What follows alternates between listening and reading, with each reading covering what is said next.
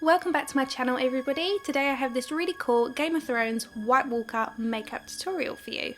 My model today is Billy. You will have seen him before in my Halloween tutorials. To start this transformation I have applied a vinyl bald cap. If you've never used a bald cap before, I have a tutorial on how to apply one. If you click on the top right hand of this video, it will take you to that tutorial and then you can come back and follow along the rest of the process for the White Walker.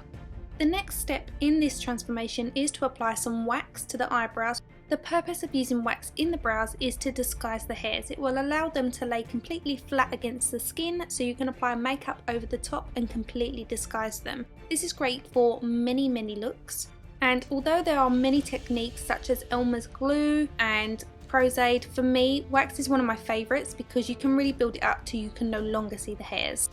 I like to use a metal spatula and apply the wax in the same direction that the hair grows.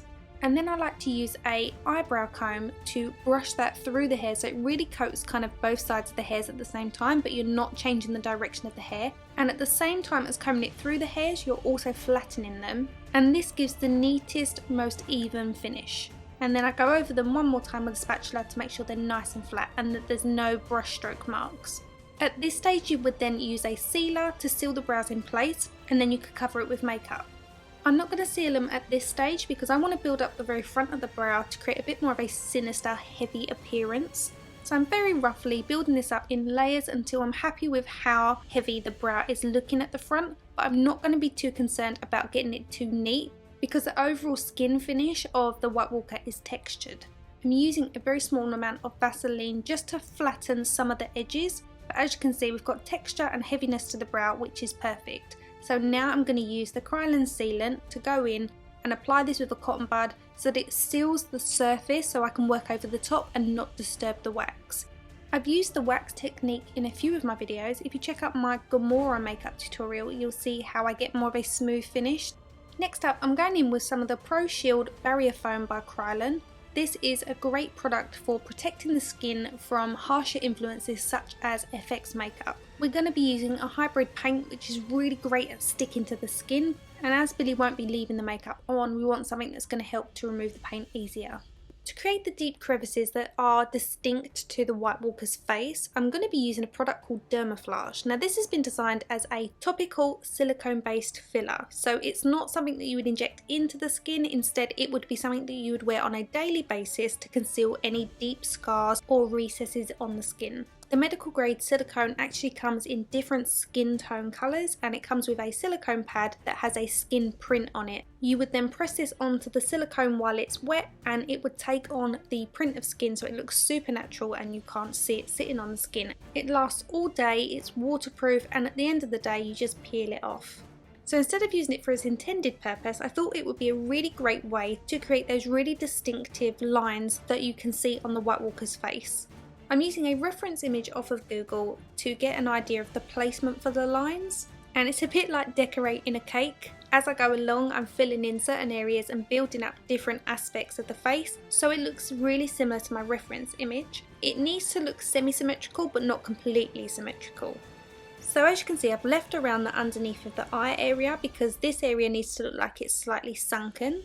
And using a black shade around this area is going to help us to really make that look like it's more sunken than it actually is. And here you can see I'm going in and building up around the eye socket so that the silicone sits slightly higher than the actual skin. I'm also building this up on the arch of the eyebrow area and taking this up the forehead. It's going to change the shape of the forehead bone, making it look like it's more prominent in these two areas. I'm using my spatula to smooth out the edges before it sets in place, which is quite quickly. I'm also taking that down from the bottom lip towards the chin. Moving on to the eyes, I'm applying some black gel eyeliner by Inglot. This is number 77 and I'm taking this along the waterline. To darken the lids, I decided to use a face paint because this is so much easier to remove, especially as Billy is a guy and the last thing he wants is something that's super durable and hard to remove. So I'm using black face paint by Superstar and I'm just very roughly blending this out with a fluffy blending brush while it's wet. This does not need to be neat. We're not creating a nice evening smoky eye, we are just creating a nice black face to give that nice deep sunken look.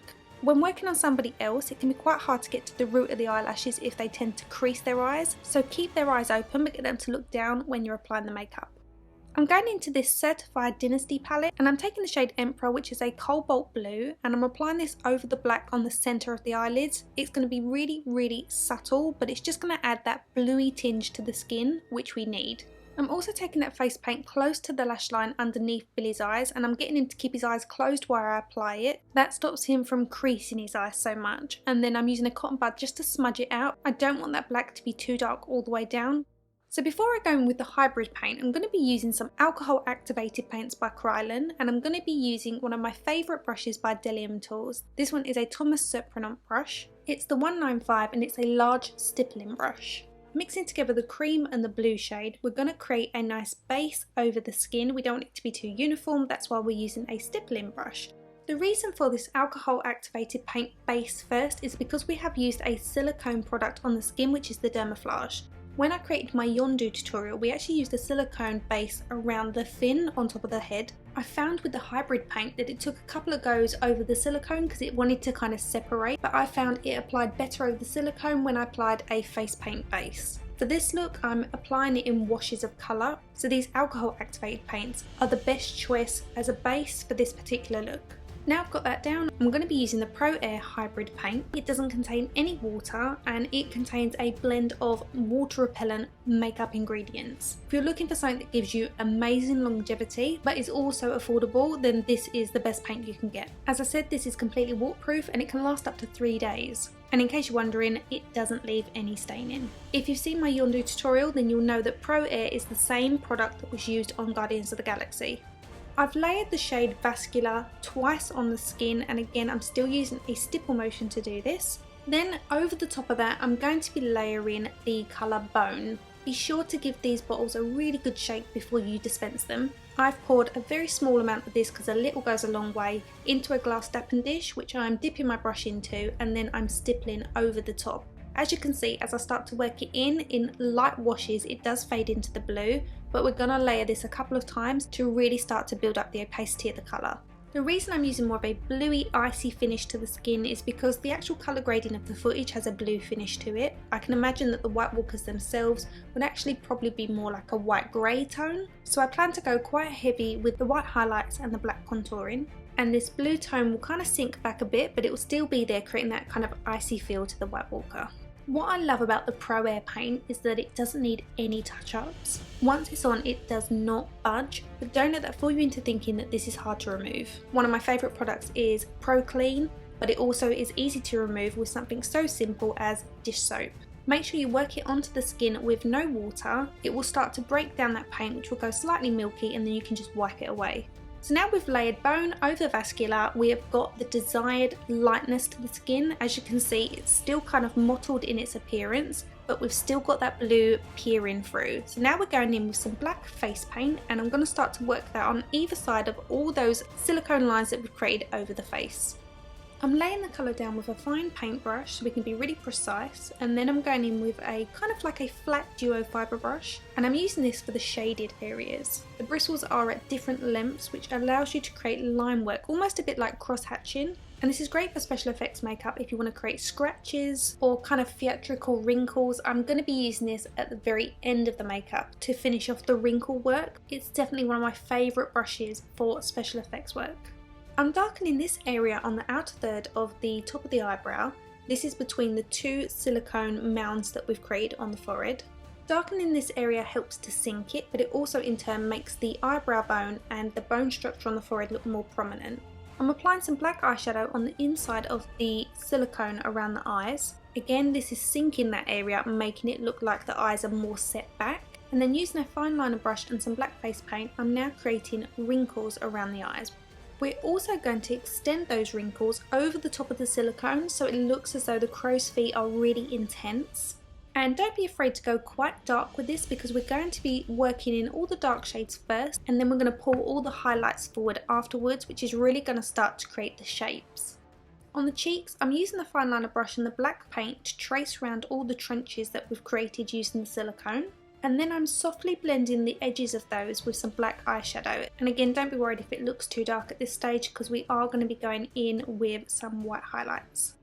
On the areas that have larger gaps between the two silicone lines, don't fill those completely in with black. Start to use what's left on the bristles to feather the colour out and just keep the darkness to the very edges of the silicone. That's going to create a shadowed appearance. Along the top of the forehead, I'm now going to be creating some horizontal lines, and I'm using a really light hand to do this. Natural wrinkles in the forehead are not always symmetrical, so just allow your hand to be quite fluid when you're doing this and allow for some gaps in between each of the lines. I always like to work on one side of the face first to get a feel for what I'm doing, and then I mimic the same on the opposite side of the face. Now I've got the majority of the black in place, I'm just going along with a tiny bit of black eyeshadow and just filling in some areas that need a little bit of shading rather than black paint. And back to my fine liner brush, I'm creating some more wrinkles on the forehead. You could use silicone in this area like you've done on the bottom half of the face, but the guy that I'm copying from my reference image looks like he could be in his 60s, and the majority of the work is kind of on the bottom half of the face. The actual forehead itself just looks like it's super wrinkly. So I'm going back in with my flat duo fibre brush to create those more theatrical looking wrinkles, which look really effective when you step back and look at the overall face. So the highlights that we've got on the face at the moment have come from the bone shade that we previously used. Now I'm going to go in with a white face paint, and I'm going to use this to emphasise all those areas that I want to pull forward. So I'm applying it with another fine liner brush. I apply the initial colour first and then tap that onto the skin, and I may need to go over different areas a few times until I'm happy with how bright they are. First off, it's better to apply a softer layer, step back, look at it, and then go in and start to highlight the areas that need to come out a little bit more. In particular, you want to start around the eyes because we really want that area to look like it's pulling forward and that the eyes are sinking back. I'm freehanding some highlights across the centre of the nose. Highlighting at the base of the lip will make the area look like it curves round, and I'm also emphasising around the crow's feet. Remember, it's always really important to keep looking at your reference image as your guide. It would be really easy just to go over all the lines that you've not painted black and make those white, but then you really wouldn't get much dimension to the skin. So just take your time, step back and look at your reference image against what you've created and see where you need to go in and highlight. I'm only highlighting certain areas of those silicone lines, I'm not doing the entire length of them. And here I'm using the very tip of the brush to tap over the kind of little squares that I've created to make it look like wrinkles around the eyes. Using the white over the black here, I'm creating more of a gradient to this shadow. I'm also using stipple motions with this small brush to create pinpoint highlights. And you can see it's what really does make such a difference to this look. Now for the hair, I bought this really cheap £7 Wicked Wizard mask from Wilko, which I picked up at Halloween time. When you use small scissors to detach the hair, it comes off in weaves, so I thought this would be a really great cheap alternative to create the White Walker hair. At the back of the head, we're going to start to layer strips of the hair. You won't see the band because once the hair starts to layer over the top, the band will become invisible because it will be underneath. So I apply some spirit gum in a line and allow it to go tacky, and then I press the hair onto the spirit gum and it will stick to the bald cap. This was definitely one of my favourite parts of the whole look. I applied 3 layers across the back, and as we get towards the crown of the head, I don't allow the strip to come too far forward because the White Walker has quite a high hairline, so you don't want the strip to be too visible at the front. At this stage with his hair like this, it reminds me of the character in the original Disney's Beauty and the Beast, the one who tries to put Belle's dad in the asylum. He had that horrible hairline. So here I've cut the hair off the strip, I've applied the spirit gum to the bald cap, and now I'm just gently pushing the very tips of the hair onto the spirit gum and laying it down in the direction that I want the hair to fall, and then tucking it behind Bill's ears. Applying it freehand like this makes it look like it's coming out of the head rather than off of a strip, which makes it look much more realistic. A little tip is not to flatten the hair because you don't want it to glue flat to the head, you want it to have a little bit of lift. At the very top of the head, I'm still applying this in a strip, and then I'm going to start to apply the hair in the same manner that I applied the sides of the hair. So cutting it from the strip, fanning that out, and then pressing the very tips of the strands of the hair onto the glue so it's got a little bit of lift at the root. And you need to look at the shape of the White Walker's hair. He has a very high hairline, has that M shape, so it recedes back on either side of the forehead and then it comes forward again just above the ears. And as you can see, it's really, really effective. I'm now going in with a little bit of Ben Nye's Silver Grey, and this is a really subtle way to kind of dust down the hair. Although the White Walker's hair is white, Once the footage has been colour graded, the hair doesn't look as super white. And against the face paint colour, we do need to just darken it ever so slightly. So I'm just roughly running that through with a fluffy stipple brush. For the beard, I'm doing the same process as I did with the top of the hairline. I've applied spirit gum to the chin, allowed it to go tacky, and then I'm applying some thin layers of the hair onto the spirit gum. Not all of the White Walkers have beards. Some of them have moustaches and beards, some of them just have a beard, which is the same as the reference image that I'm following. Once you've finished laying your beard on, you can then use some scissors just to cut it into shape. For a £7 mask from Wilko, it's pretty impressive. For the lenses, I used the Ice Walker contact lenses from Camo Eyes. Here for the images at the end, I've just photoshopped them the same as they've been CGI'd in the actual Game of Thrones footage. If you do want lenses that go all the way across the eye, you need sclera lenses. They're the ones that go all the way across the white of your eye. Thank you so much for watching the tutorial. I hope you've enjoyed it, and I really look forward to watching the last season of Game of Thrones. A massive thank you to Bill for modelling for me as usual and for being super patient. All the products I've used will be listed below in the description bar. If you've got any questions, don't hesitate to leave them in the comment section and I'll do my best to get back to you. Please subscribe if you haven't already done so, and if you'd like to follow me outside of YouTube, my social handles are on screen. Thanks for watching, and I'll see you again soon. Bye!